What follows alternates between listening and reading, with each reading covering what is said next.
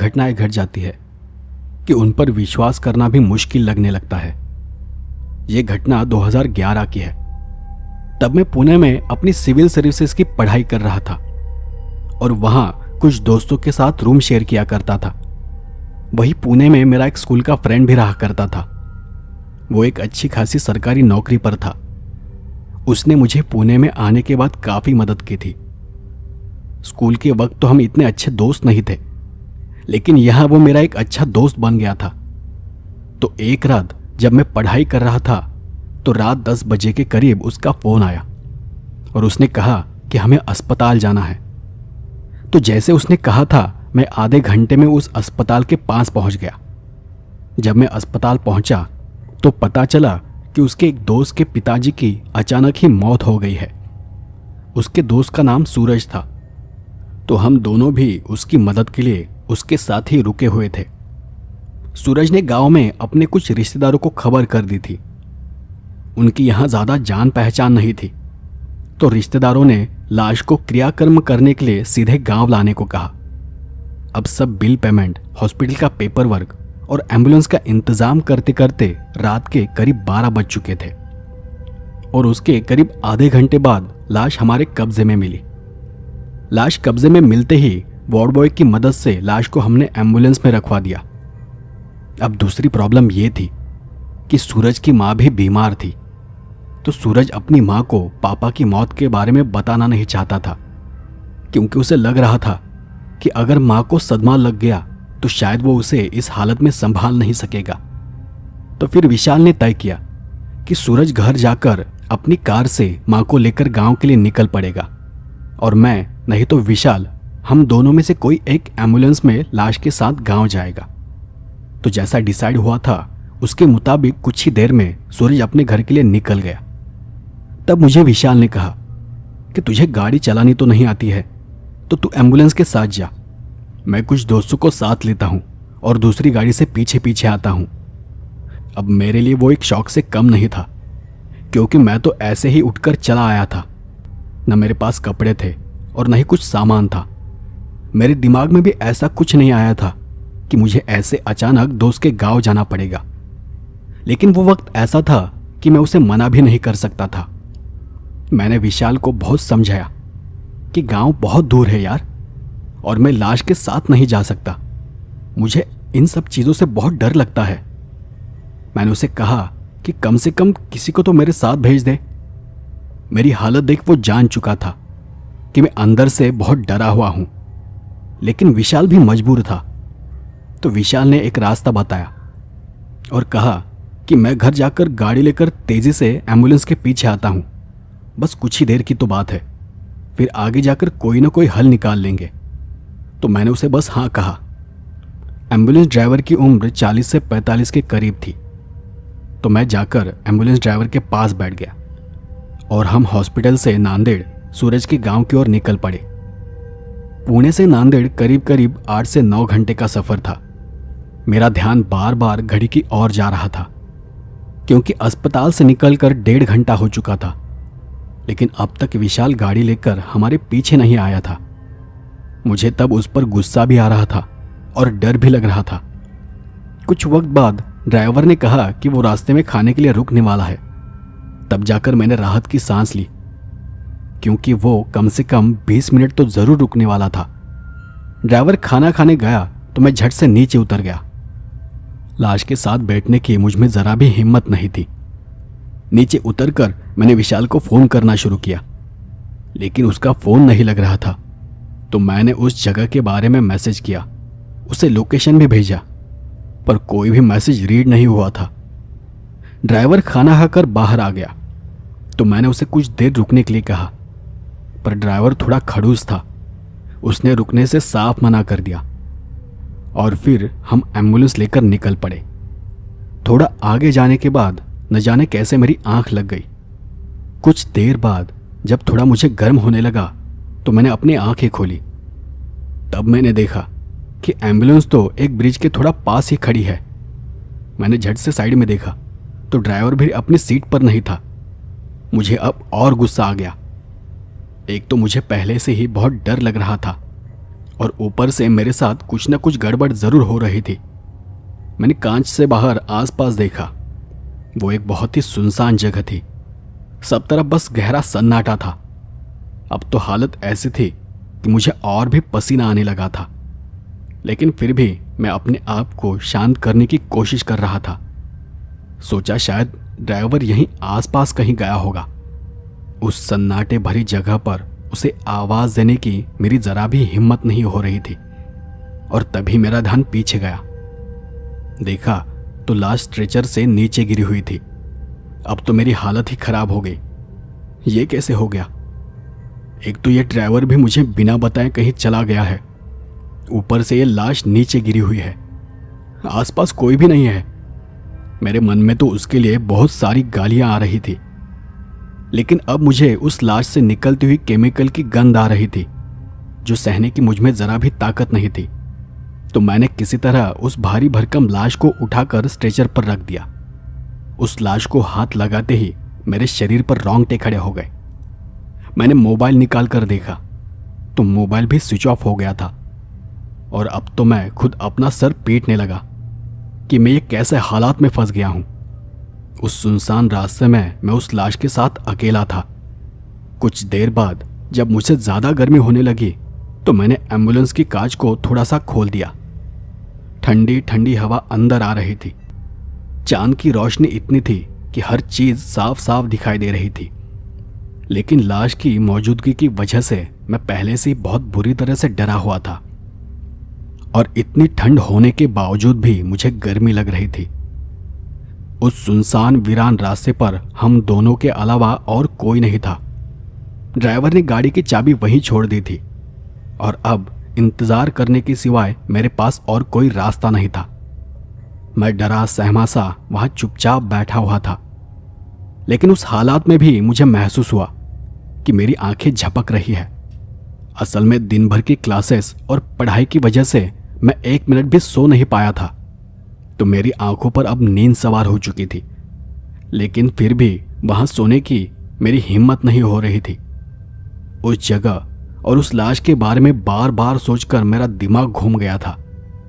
कहीं कोई हादसा न हो जाए, इस ख्याल से मैं अपने आप को जगाने की पूरी कोशिश कर रहा था। लेकिन पता नहीं कि कब मेरी आंख लग गई। कुछ वक्त बाद मुझे नींद में ही एहसास हुआ जैसे कोई जानवर किसी चीज को खा रहा है। वो आवाज बिल्कुल वैसी ही थी।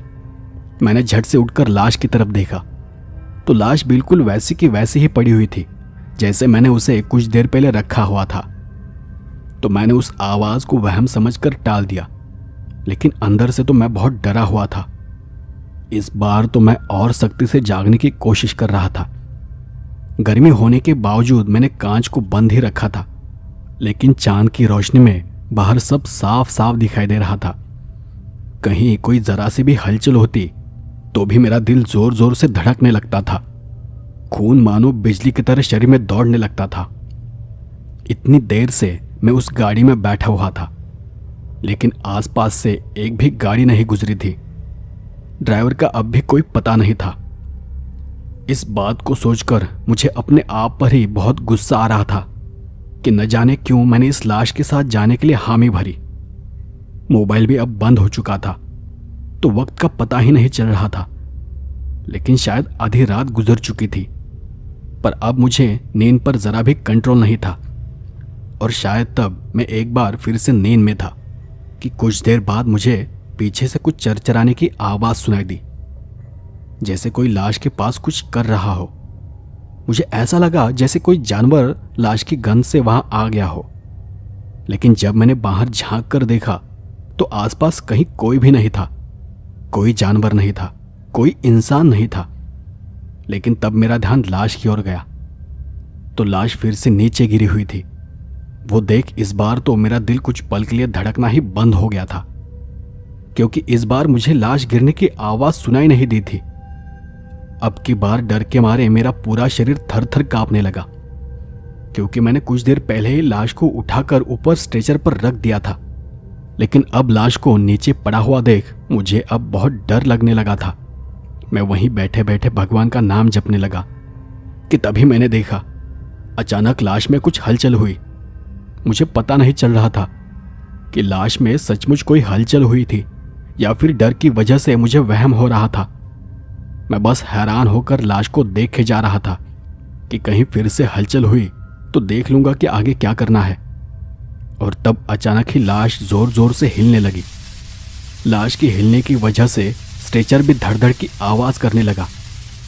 हिलते हुए उस लाश के मुंह से कुछ अजीबोगरीब आवाजें मुझे सुनाई दे रही थी जिन्हें मैं समझ नहीं पा रहा था। वो देखते ही मेरी जान जैसे गले तक आ गई और मेरा दिल तेजी से धड़कने लगा।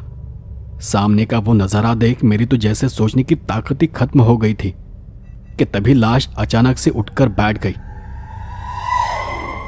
उस वक्त मेरा क्या हाल हुआ था बस मैं ही जानता हूं। मेरे होठ, मेरा गला सूख चुका था, आंखों से आंसू बहने लगे थे। मेरा पूरा शरीर एकदम ठंडा पड़ चुका था, जैसे उसमें जरा से भी जान न बची हो। आगे कुछ देखने की, सहने की मुझ में जरा से भी हिम्मत नहीं थी। मैं गाड़ी से उतरकर सीधे रास्ते पर भागने लगा। भागते हुए मैं बार बार मुड़कर उस एम्बुलेंस की ओर देखे जा रहा था। वहां आसपास कुछ भी नहीं था जहां मैं आसरा ले सकूं। तो कुछ दूर जाने के बाद रास्ते के किनारे मुझे एक मकान दिखाई दिया, एक थोड़ा टूटा फूटा मकान। मैंने जब मुड़कर पीछे देखा तो अब मैं बहुत ज्यादा डर गया, क्योंकि अब वो लाश चलकर मेरी तरफ ही आ रही थी। हैरानी की बात यह थी कि उसके ऊपर का सफेद कपड़ा वैसा का वैसा था। वो घर मुझसे बस थोड़ा ही दूर था, लेकिन फिर भी न जाने मुझे ऐसा क्यों लग रहा था कि जैसे वो लाश मुझे वहां तक पहुंचने ही नहीं देगी। मेरे पांव जैसे ठंडे होकर वहीं पर चिपक गए थे और वो इतनी बुरी तरह से कांप रहे थे, थरथरा रहे थे कि मुझसे दौड़ा भी नहीं जा रहा था। मैं किसी तरह लड़खड़ाते हुए उस मकान के पास पहुंचा। कमरे के दरवाजे को बाहर से कुंडी लगाई हुई थी, तो मैं कुंडी खोलकर सीधे अंदर चला गया और अंदर जाते ही मैंने अंदर से दरवाजा बंद कर लिया। कुछ वक्त तक मैं दरवाजे के पास ही खड़ा था। अंदर मकान में कुछ भी दिखाई नहीं दे रहा था। कुछ मिनट में मैं शांत हो गया और मैंने दरवाजे की दरार से बाहर झांक कर देखा तो वो लाश उस मकान से कुछ दूरी पर ही खड़ी थी। मैं हैरान था कि वो लाश उस मकान में आने की कोशिश नहीं कर रही थी। मुझे क्या करना है कुछ भी समझ नहीं आ रहा था, तो मैं आखिरकार वहीं पर पड़ा रहा। कुछ वक्त बाद बाहर सब शांत लगने लगा, तो मैंने फिर दरवाजे से बाहर झांक कर देखा। अब वहां कोई लाश नहीं थी। मुझे इस बात का यकीन हुआ कि वो लाश शायद इस मकान के अंदर आना नहीं चाहती, या फिर किसी चीज की वजह से वो अंदर आने से डर रही है। मैंने दरवाजे से बाहर देखा तो कहीं कोई खतरा नहीं था। मैंने आसपास झांकते हुए धीरे से एक पैर बाहर निकाला। आसपास सब एकदम शांत था, तो हिम्मत कर मैंने दूसरा पैर भी बाहर निकाला और यहां वहां देखते हुए मैं कुछ कदम आगे बढ़ा ही था कि एक जगह की झाड़ियों से वो लाश तेजी से निकलकर बाहर आ गई और बाहर आकर उसने सीधे मुझ पर हमला कर दिया। मैं पीछे मुड़कर फिर उस मकान में जाने लगा। मैं कुछ समझ पाता तब तक मैं वहीं बेहोश होकर गिर पड़ा था। जब मुझे होश आया तो मैं उसी एम्बुलेंस में बैठा हुआ था। ऐसा लग रहा था जैसे मैं बहुत गहरी नींद से जाग रहा हूं। तो मेरे जागते ही एम्बुलेंस वाले ने मुझसे पूछा, रात को गाड़ी छोड़कर क्यों भाग गए थे? अच्छा हुआ मैं जल्दी वापस आ गया, वरना एक साथ मुझे 2 लाशें ले जानी पड़ती। तो मैंने उस एम्बुलेंस वाले से पूछा, पर मैं यहां कैसे आया? मैं तो किसी मकान के पास था ना। तो उसने कहा, शुरू से बताऊं या बीच में से? तो मैंने उसे शुरू से बात बताने को कहा। हाँ ठीक है, सुनो। रात एम्बुलेंस अचानक बंद पड़ गई थी, तो मैं ब्रिज के नीचे पानी लेने चला गया था। वापस आया तो देखा कि लाश नीचे रास्ते पर गिरी हुई थी और तुम अपनी सीट पर नहीं थे। वैसे तो वो देख मुझे भी डर लगा था, लेकिन सोचा कि किसी जानवर का भी ये काम हो सकता है। तुम्हें ढूंढा तो तुम पास ही एक मंदिर में बेहोश पड़े हुए थे। तुम नहीं जानते रात मुझे कितनी तकलीफ हुई है। पहले तो वो लाश मुझसे उठाई नहीं जा रही थी। किसी तरह मैंने उस लाश को एम्बुलेंस में रखा और फिर तुम्हें उठाकर सीट पर बिठाया। तुम भी लाश से कम नहीं थे। उसके ये कहते ही मैं समझ गया कि रात क्या हुआ था। तो मैंने एक बार मुड़कर पीछे देखा तो वो लाश बिल्कुल वैसी की वैसी ही थी जैसे वो कल रात थी। उसमें जरा से भी हलचल नहीं थी। उस वक्त सुबह के 6 बज रहे थे। तो हम दोनों एक जगह चाय पीने के लिए रुक गए और उस वक्त मैंने उस ड्राइवर को रात मेरे साथ हुए हादसे के बारे में बताया। तब ड्राइवर ने मुझसे कहा, हो सकता है, क्योंकि गाड़ी का अचानक बंद पड़ना, लाश का बाहर होना, यह सब सच हो सकता है। कोई कोई जगह अपशकुन होती है। देखो, मैं कई सालों से यह काम करता आ रहा हूं, तो मैंने लोगों से ऐसी कई बातें सुनी हैं और बहुत बार कुछ अजीब चीजों का अनुभव तक किया है। इसीलिए मैं हमेशा ताबीज पहनकर रहता हूं। कहते हैं कि इंसान के मौत के बाद भी उसकी आत्मा अपने शरीर के आसपास भटकती रहती है, उस बेजान जिस्म में दाखिल होने की कोशिश करती है। जिस जगह हमारी गाड़ी खराब हुई थी उस जगह जरूर किसी बुरी आत्मा का साया हो सकता है जो इस मुर्दे के अंदर दाखिल हुआ होगा और फिर उसके बाद रात तुम्हारे साथ वो हादसा हुआ होगा। चलो, भगवान का शुक्र है कि तुम्हें कुछ हुआ नहीं। ड्राइवर की उस बात ने मुझे थोड़ा बहुत दिलासा तो दिया, लेकिन मेरे लिए उस रात को भूल पाना नामुमकिन है। वो सब बस कुछ मिनट का खेल था, लेकिन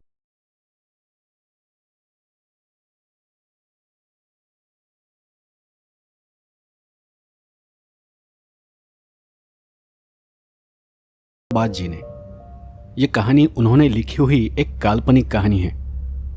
कहानी मुझे काफी अच्छी लगी, तो ज्यादा वक्त जाया ना करते हुए सीधे कहानी को शुरुआत करते हैं। कहानी का नाम है श्राप। मेरा नाम वैभव है। यह कहानी मेरी जिंदगी का एक ऐसा पल था जिसको मैं कितना भी चाहूं भूल नहीं पाता हूं। घटना की शुरुआत करने से पहले मैं आपको अपने बारे में कुछ बता दूं। मेरे घर में मेरे अलावा मेरी माँ, मेरा एक बड़ा भाई और एक छोटी बहन है। मेरा भाई और हम दोनों भी जॉब करते हैं और बहन अभी भी पढ़ाई कर रही है। मैं एक सॉफ्टवेयर कंपनी में काम करता हूँ। जॉब की वजह से हम लोग फिलहाल तो हैदराबाद में रहते हैं, लेकिन मेरा गांव उत्तराखंड में है और इस कहानी की शुरुआत वहीं से हुई थी। साल 2015। कहते हैं कि उत्तराखंड की वादियों का कोई जवाब नहीं, और यह सही भी है। कई सालों बाद मुझे मौका मिला कि मैं उत्तराखंड में अपने गांव जा सकूं। गांव का नाम है पौड़ी। मैं काफी साल बाद अपने गांव जा रहा था। यूं कह लीजिए कुछ 7 या 8 साल बाद। अब नौकरी के चक्कर में कौन अपने गांव जा पाता है। और तब न मेरी बहन मुझसे जिद करती और न मैं कभी वहां जाने का सोचता। मेरी बहन नित्या बड़ी जिद्दी है। जिद पकड़कर बैठी थी कि मुझे कॉलेज की छुट्टियों में गांव ही जाना है। अब वो जब आखिरी बार गई थी तब वो काफी छोटी थी, तो उसका जिद करना भी लाजमी था। तो मैंने भी उसे झट से हाँ कर दिया। ऑफिस से मुझे छुट्टी भी मिल गई, तो हम तीनों ने गांव जाने का प्लान बनाया। मैं, मेरी बहन और मेरी माँ। 10 नवंबर 2015 को हम तीनों उस दिन हैदराबाद से गाड़ी लेकर निकले। मैं गाड़ी चला रहा था। माँ पीछे बैठी हुई थी और छुटकी मतलब मेरी बहन नित्या आगे मेरे साथ बैठी हुई थी। रास्ता बड़ा हसीन था। हम रुकते ठहरते हुए आखिरकार अपने गांव पहुंच ही गए। वैसे 2 दिन लगे हमें अपने गांव पहुंचने में। गाड़ी चला चला कर मेरी हालत खराब हो गई थी। 12 नवंबर 2015 को रात के कुछ 9 या 9:30 बजे हम अपने गांव पहुंच गए थे। घर पहुंचते ही मामा बाहर आ गए। मेरी मामी तो मां को देखकर रो ही पड़ी। खैर, सफर तो काफी सुहाना था, लेकिन लंबे सफर के चलते पीठ में अब हल्का हल्का दर्द होने लगा था। तो मैंने जल्दी खाना खा लिया और थोड़ा आराम करने का सोचा। एक लंबी और एक अच्छी नींद के बाद दूसरे दिन सुबह मैं जब उठा तो काफी धुंध छाई हुई थी। मैंने मामी से पूछा तो उन्होंने कहा कि यह तो यहां आम बात है, लेकिन सच में वहां का माहौल बहुत ही खूबसूरत था। मैंने अपना पूरा दिन यहां वहां घूमने में बिताया और उस दौरान मैंने 2 नए दोस्त भी बनाए, माधव और बनी। वैसा तो बन्नी का नाम शंभुनाथ है, लेकिन सोशल मीडिया पर वो बन्नी इस नाम का इस्तेमाल करता है। दोनों बड़े ही मजाकिया थे। तो हमने यहाँ वहाँ की ढेर सारी बातें की, आसपास के जगहों पर घूमे और उस चक्कर में दिन कैसे गुजर गया पता ही नहीं चला। दूसरे दिन भी मेरा यहाँ वहाँ घूमने में ही चला गया। उस दिन मैं शाम को 7 बजे घर लौट आया, क्योंकि उत्तराखंड में अंधेरा जल्दी हो जाता है और यहाँ के लोग जल्दी सो भी जाते हैं। घर आकर देखा तो मामी और मेरी माँ दोनों भी काफी परेशान नजर आ रही थी। छुटकी से पूछा तो पता चला मामा जी अभी तक घर नहीं आए हैं। मुझे इसमें कोई बड़ी बात नजर नहीं आ रही थी। शहर का होने की वजह से मुझे वो सब नॉर्मल लग रहा था। लेकिन फिर मामी ने कहा, मामा जी हर रोज 5 बजे तक घर आ जाते हैं और आज उनका फोन भी नहीं लग रहा। मेरे मामा जी पास के गांव में एक फैक्ट्री में वर्कर थे और वो शाम होने से पहले ही वापस आ जाया करते थे, लेकिन आज तक उन्हें कभी भी इतनी देर नहीं हुई थी। मैंने इस बात को ज्यादा सीरियस न लेते हुए मामी से कहा, मामी आप फिक्र ना कीजिए, उनके मोबाइल की बैटरी खत्म हुई होगी और शायद वो फैक्ट्री में ही किसी काम से रुके हुए होंगे, आ जाएंगे वो। तो मामी ने कहा, बेटा ये शहर नहीं है, गांव है और तुम्हारे मामा जिस रास्ते से घर आते हैं वो रास्ता ठीक नहीं है। तुम जरा जाकर पास वाले घर में पूछो ना, उनके पति भी वहीं काम करते हैं। तो उनका दिल रखने के लिए और उन्हें दिलासा देने के लिए मैंने अपना सर हाँ में हिलाया और वहां से उठकर पास वाले घर चला गया। उन पड़ोसी से पूछताछ की तो उन्होंने बताया कि मामा तो 5 बजे ही फैक्ट्री से निकल चुके थे और अब तक तो उन्हें घर आ जाना चाहिए था। 10 बजे तक मामी का रो रो कर बुरा हाल हो चुका था। पुलिस में रिपोर्ट दर्ज करे तो भी पुलिस 24 घंटे से पहले रिपोर्ट लिखती नहीं है और मुझे भी इस जगह के बारे में ज्यादा कुछ पता नहीं था। हमने किसी तरह मामी और मां को समझा बुझाकर सुबह तक इंतजार करने का फैसला किया, लेकिन मामा सुबह तक भी वापस नहीं लौटे। तो आखिरकार सुबह होते ही मैंने पुलिस में जाकर रिपोर्ट दर्ज की। उन लोगों ने भी बहुत मेहनत की, आसपास के इलाके में बहुत ढूंढा। मैंने मेरे नए दोस्त माधव और बनी को भी ये बात बताई तो वो लोग भी मेरे साथ मामा को ढूंढने निकल पड़े। हमने हर उस जगह पे जाकर ढूंढा जहां मामा हो सकते थे, लेकिन कुछ भी हाथ नहीं लगा। न कोई सुराग, न कोई उम्मीद, कुछ भी नहीं, बस निराशा के सिवाय। अब 2 दिन बीत चुके थे, अब भी हमारे पास कोई जानकारी नहीं थी। मामी की हालत तो दिन ब दिन खराब होती जा रही थी। 16 नवंबर 2015 उस दिन माधव और बनी सुबह सुबह ही मेरे घर आ गए। मुझे बाहर बुलाया और उन्होंने कहा कि पास वाली नदी के मुहाने पे मेरे मामा की साइकिल मिली है। मैं भागकर ही उस ओर चला गया। देखा कि पुलिस ने वहां से साइकिल तो निकाल ली है, लेकिन मामा के वहां होने का अब भी कोई सुराग नहीं मिला है। मैं ये समझ चुका था कि मामा अब हमें कभी नहीं मिलेंगे, लेकिन लाश न मिलने के कारण पुलिस के लिए यह मामला अभी भी खुला था। उनकी जांच अब भी शुरू थी। उस दिन मैं, माधव और बनी एक साथ बैठे हुए थे बहुत देर तक। मैं बहुत ही हैरान परेशान था। तब ऐसे ही बातों बातों में बन्नी ने कहा, कहीं इसके मामा को उसने तो। और ऐसा कहते ही माधव बन्नी को चुप कराते हुए बोला, चुप कर बे, कुछ भी बड़बड़ा मत। मैंने माधव से पूछा, किसने? किसके बारे में बात कर रहे हो तुम लोग? मेरे सवाल के बाद माधव उस बात को टालने लगा। अरे भाई तू छोड़ ना इसकी बात को ना सर होता है और ना पैर। तो मैंने बात पर जोर देते हुए कहा, देखो माधव, तुम्हें जो कुछ भी पता है मुझे बता दो। यहां कुछ भी अजीब हो तो मुझे बताओ, मुझे भी जानने का हक है।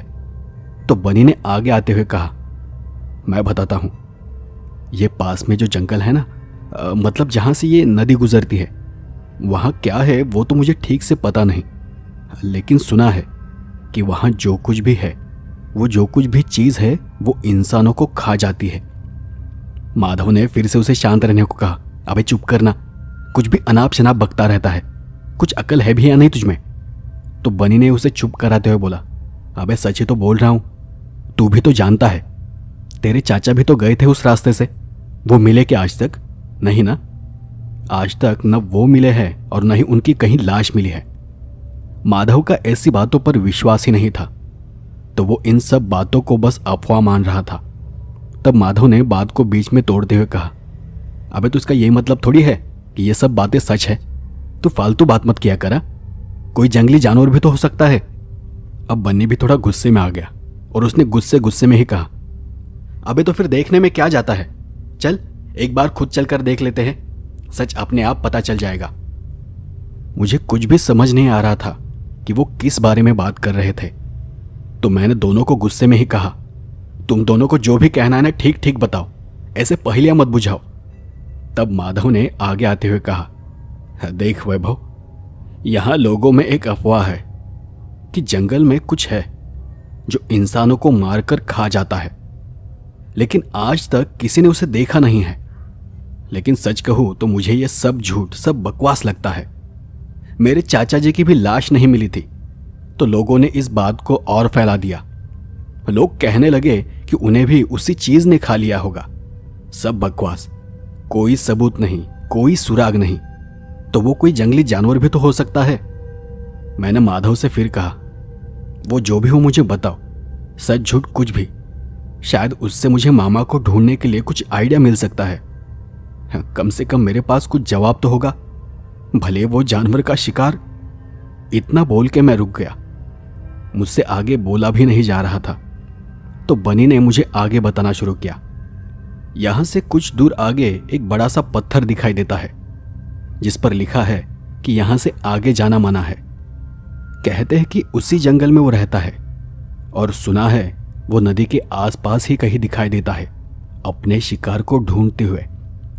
लेकिन एक बात और भी है कि उसे जो भी देख लेता है उसे वो जिंदा नहीं छोड़ता। तो मैंने उससे पूछा कि ये वो क्या है, ये क्या चीज है जिसके बारे में तुम बात कर रहे हो। लेकिन उसका बन्नी और माधव के पास कोई जवाब नहीं था। उस रात मुझे जरा भी नींद नहीं आई। तो अगले दिन यानी 17 नवंबर को मैंने उस नदी वाली जगह के पास जाने का प्लान बनाया, और मैं किसी को भी बिना बताए ही घर से निकल गया। साथ में बनी और माधव को भी ले लिया।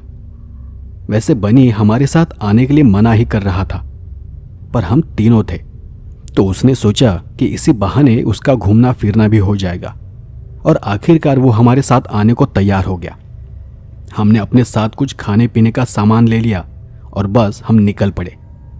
हम लोग मामा को ढूंढते ढूंढते आखिरकार उस जगह पहुंच ही गए। तभी बनी ने अपना लाइव स्ट्रीम चालू कर दिया। शायद वो इसीलिए हमारे साथ आया था। माधव उसको वो सब करने से मना कर रहा था, लेकिन बन्नी कहाँ मानने वाला था। हमने उस जंगल में दिन भर यहां वहां मामा के बारे में खोजबीन की। लगा कहीं ना कहीं तो कोई कपड़ा, कोई चीज, कोई भी सुराग मिल जाएगा। लेकिन हमें उस जंगल में ढूंढते टहलते शाम के 5 बज चुके थे। तो आखिरकार हम सब ने उस जंगल से निकलने का फैसला किया।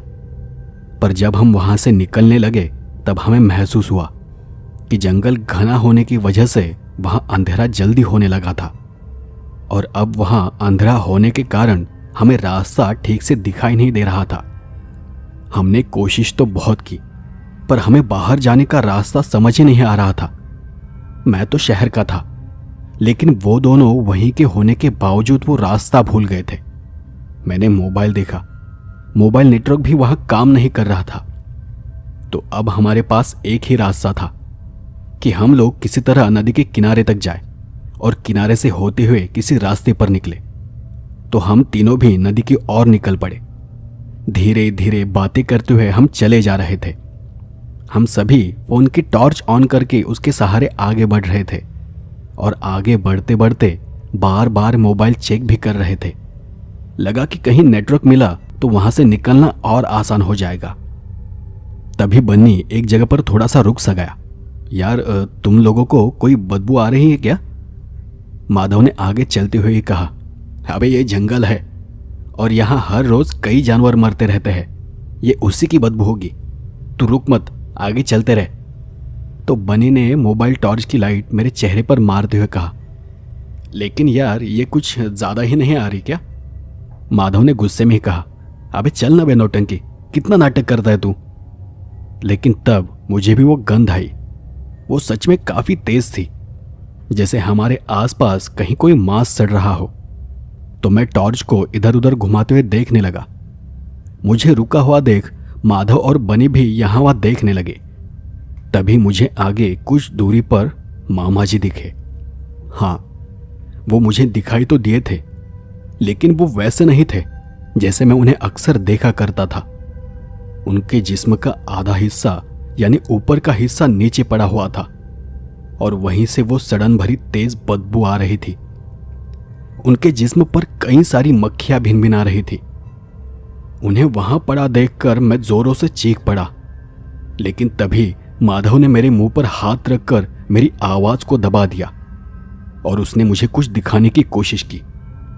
वहां जो मक्खियां भिनभिना रही थी वो किसी की हरकत की वजह से भिनभिना रही थी। वो मेरे मामा जी का पैर अपने मुंह में रखकर उसे चबा रहा था। वो कोई इंसान नहीं था, लेकिन इंसान के जैसे ही दो पैरों पर बैठा हुआ था। मेरी उस दबी चीख की आवाज को सुनकर वो चबाते चबाते अचानक से रुक गया और फिर हमारी तरफ देखने लगा। हे भगवान, वो वाकई में बहुत भयानक था। उसके जानवर जैसे बड़े बड़े दांत थे। वो दिखने में बहुत ही घिनौना था। मैं ये तो नहीं बता सकता कि वो क्या था, क्योंकि न तो वो पूरा जानवर था और न ही पूरा इंसान।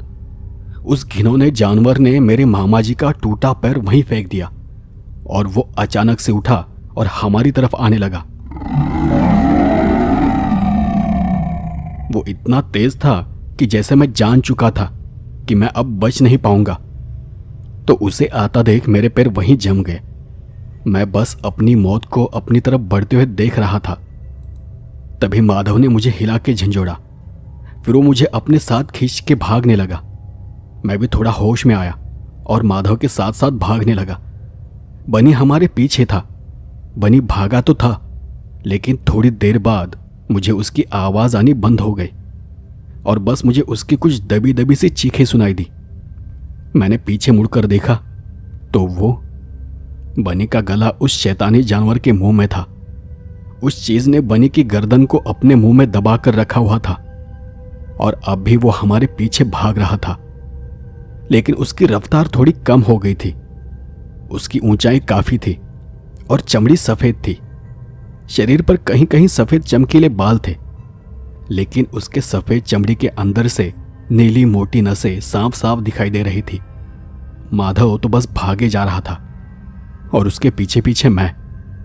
कुछ वक्त तक भागने के बाद हमें पीछे से उसके दौड़ने की आवाज आनी बंद हो गई। तो मैंने पीछे मुड़कर देखा, लेकिन अब वो मुझे कहीं दिखाई नहीं दिया। मैंने माधव को जोर से आवाज देते हुए उसे रुकने को कहा। मुझे लगा कि हम उसके इलाके से शायद बाहर आ चुके हैं। मैं वहीं एक जगह पर बैठ गया। मैं काफी थक चुका था। मेरे पैर भी बहुत दर्द करने लगे थे और अब आगे दौड़ने की मुझ में ताकत नहीं थी। मुझे अब भी समझ नहीं आ रहा था कि जो मैंने देखा वो सच था या कोई सपना था। मुझे अब बस नदी के पानी की बहने की और माधव की चढ़ी हुई सांसों की आवाज आ रही थी। वहां काफी अंधेरा था और सहारे के लिए हमारे पास बस फोन की फ्लैशलाइट थी। माधव एक पेड़ के नीचे पीठ टिकाकर लंबी लंबी सांसें ले रहा था। वो जो भी था, भगवान ने तो उसे नहीं बनाया होगा। वो इतना घिनौना था कि आपकी सारी सोच भी उसके सामने कुछ नहीं है। उसकी आंखें काली थी, एकदम काली। उसके वो दांत इतने तीखे, इतने नुकीले थे कि मानो जैसे वो मांस फाड़ने के लिए ही बने हो। अपने शिकार को दबोचने के लिए बड़े बड़े नाखून भी थे। वो किसी बुरे सपने से कम नहीं था।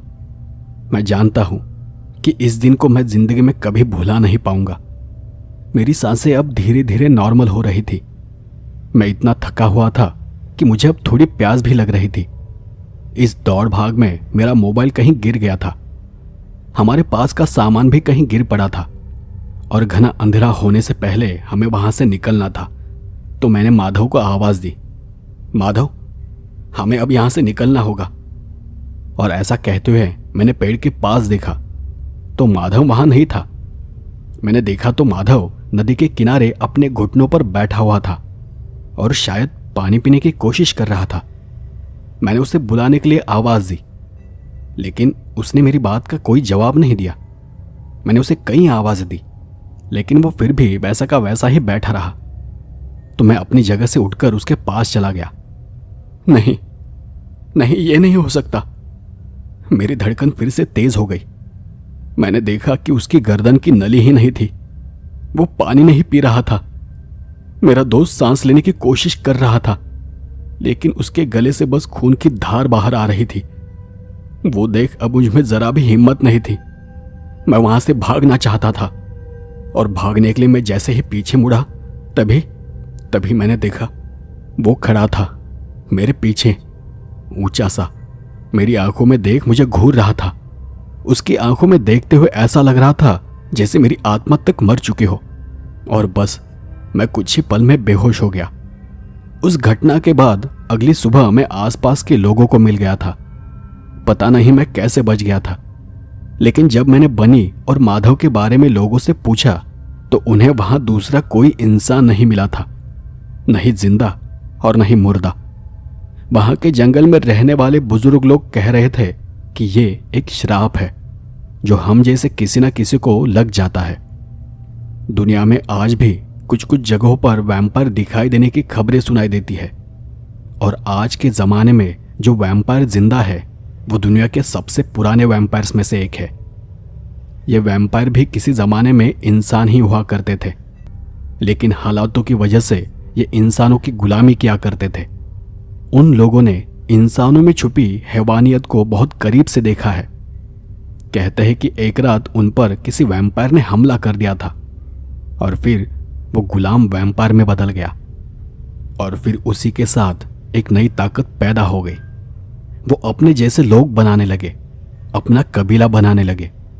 वो इंसानों को ऐसे देखते थे जैसे वो कोई हिरन हो। उनके लिए इंसान बस एक शिकार था। उनकी प्रजाति दिन ब दिन बढ़ती जा रही थी, लेकिन उनमें एक कमजोरी थी कि वो सूरज की रोशनी को सह नहीं सकते थे, और इसी कमजोरी की वजह से लोगों ने वक्त रहते ही वैम्पायर्स को एक एक कर खत्म कर दिया। पर बस वो लोग जो इंसानी दुनिया से दूर रहते हैं, सिर्फ वो ही जानते हैं कि वैम्पायर आज भी कहीं ना कहीं जिंदा है, और इतने सालों में उन्होंने अपने आप में बदलाव भी कर लिए हैं। वो अब सूरज की रोशनी को भी सह सकते हैं। उन्हें बस अपना रूप बदलकर रहना पड़ता है, लेकिन अंधेरा होने पर उन्हें रोकना नामुमकिन है। और वो प्रजाति अब भी इंसानों को अपना दुश्मन समझती है। उन्हें जब भी अपनी प्रजाति पर खतरा महसूस होने लगता है, वो अपने जैसे किसी न किसी को बनाकर छोड़ देते हैं। उस बुजुर्ग की बात सुनकर मेरे नजरों के सामने उस शैतानी इंसान की शक्ल नजर आने लगी। मैंने देखा था उसे, लेकिन पता नहीं उसने मुझे जिंदा क्यों छोड़ दिया था। शायद उसका पेट भर गया था, या फिर बेहोश होने के बाद मुझे मरा हुआ समझकर उसने मुझे छोड़ दिया होगा। मैंने भी अगले कुछ दिनों में मामा जी, बनी और माधव की लाशें ढूंढने की काफी कोशिश की, लेकिन मैंने उन्हें जहां मरा हुआ देखा था, अब वहां उनके खून की एक बूंद तक नहीं मिली, और न ही वहां कोई सबूत था। इस घटना को हुए अब 6 साल बीत चुके हैं, लेकिन आज भी मुझे एक बात बहुत अजीब लगती है। कभी कभी मैं जब सुबह सोकर उठता हूं तो मेरे मुंह से उसी तरह की सड़ी हुई बदबू आती है। मेरे हाथों पर, पैरों पर मिट्टी लगी हुई होती है। पता नहीं मुझे क्या हो गया है। मैं अब एक शहर में नहीं रुकता। मैं अक्सर अपनी रहने की जगह को बदलता रहता हूं। सोचता हूं कि शायद कहीं मैं ये सब भूल सकूं, लेकिन कहीं भी जाता हूं कुछ नहीं बदलता। अब जो लोग मुझसे मिलते हैं वो कभी कभार अचानक ही गायब हो जाते हैं, और फिर वो कभी नहीं मिलते। मेरी सुबह फिर वैसी ही होती है। कहते हैं जो भी उसका राज जान जाता है उसे वो ढूंढ लेता है, अपनी भूख मिटाने के लिए या फिर अपना राज मिटाने के लिए।